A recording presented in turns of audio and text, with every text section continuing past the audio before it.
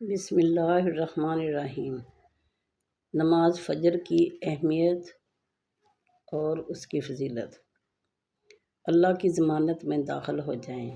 حضرت جندب قمری رضی اللہ تعالیٰ عنہ سے روایت ہے کہ رسول اللہ صلی اللہ علیہ وآلہ وسلم نے ارشاد فرمایا کہ جس نے فجر کی نماز پڑھی وہ اللہ تعالیٰ کی ذمہ داری میں داخل ہو گیا۔ نبی کریم صلی اللہ علیہ وآلہ وسلم نے ارشاد فرمایا، نماز فجر کی 2 رکعات کی فضیلت۔ رکعت الفجر خیر من دنیا وما فیہا۔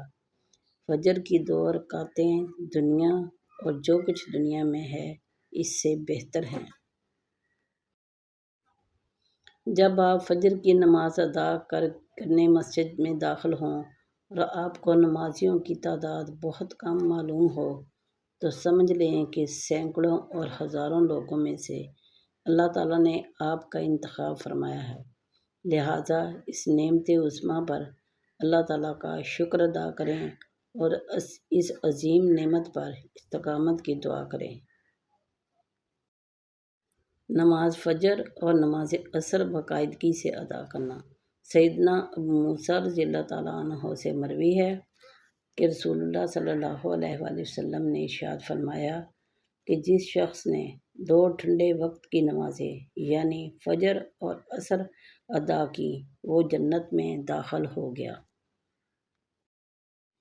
فجر اور عشاء باجماعت پڑھنے کی فضیلت۔ رسول اللہ صلی اللہ علیہ وآلہ وسلم نے ارشاد فرمایا، جس نے عشاء کی نماز باجماعت ادا کی تو گویا اس نے آدھی رات کا قیام کیا، اور جس نے صبح کی نماز بھی جماعت کے ساتھ پڑھی تو گویا اس نے ساری رات نماز پڑھی۔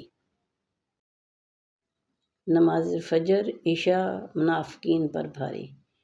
نبی صلی اللہ علیہ وآلہ وسلم نے ارشاد فرمایا، منافقوں پر فجر اور عشاء کی نماز سے زیادہ اور کوئی نماز بھاری نہیں، اور اگر انہیں معلوم ہوتا کہ ان کا ثواب کتنا زیادہ ہے اور چل نہ سکتے تو گھٹنوں کے بل گھسیٹ کر آتے، اور میرا تو ارادہ ہو گیا تھا کہ مؤذن سے کہوں کہ وہ تکبیر کہے، پھر میں کسی کو نماز پڑھانے کے لیے کہوں اور خود آگ کی چنگاریاں لے کر ان سب کے گھروں کو جلا دوں جو ابھی تک نماز کے لیے نہیں نکلے۔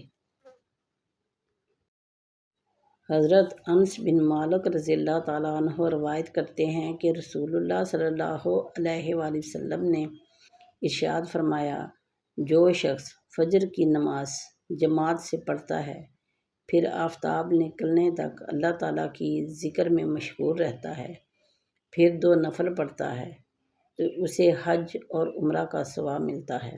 حضرت انس رضی اللہ تعالیٰ عنہ فرماتے ہیں کہ رسول اللہ صلی اللہ علیہ وآلہ وسلم نے 3 مرتبہ ارشاد فرمایا، کامل حج اور عمرہ کا ثواب، کامل حج اور عمرہ کا ثواب، کامل حج اور عمرہ کا ثواب ملتا ہے۔ فجر اور عصر پابندی سے ادا کرنا۔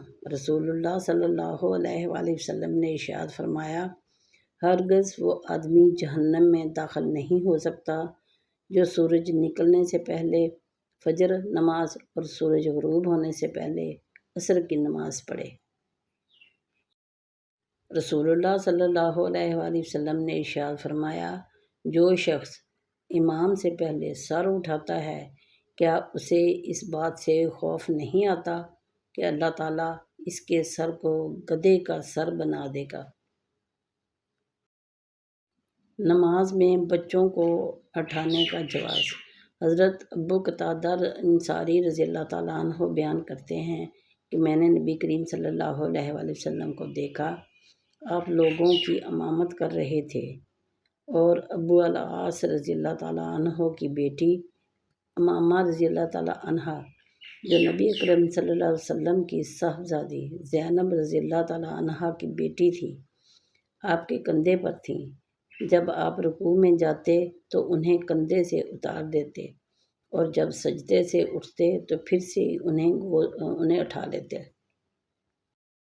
نماز فجر کا فوت ہو جانا۔ حاتم الاسم رحمۃ اللہ علیہ فرماتے ہیں، کسی شخص کی نماز فجر کا فوت ہو جانا بہت بڑی بات ہے اور اس بات پر وہ تعزیت و تسلی کا مستحق ہے۔ نماز فجر میں فرشتے حاضر ہوتے ہیں۔ نماز کو قائم کریں، آفتاب کے ڈھلنے سے لے کر رات کی تاریکی تک، اور فجر کا قرآن پڑھنا بھی۔ یقیناً فجر کے وقت کا قرآن پڑھنا حاضر کیا گیا ہے۔ فجر کی نماز کے بعد کی دعا۔ نبی اکرم صلی اللہ علیہ وآلہ وسلم جب نماز فجر میں سلام پھیرتے تو یہ دعا پڑھتے: اللہم انی اسألک علما نافعا ورزقا طیبا وعملا متقبلا۔ اے اللہ، میں تجھ سے نفع بخش علم، پاکیزہ روزی اور مقبول عمل کا سوال کرتا ہوں۔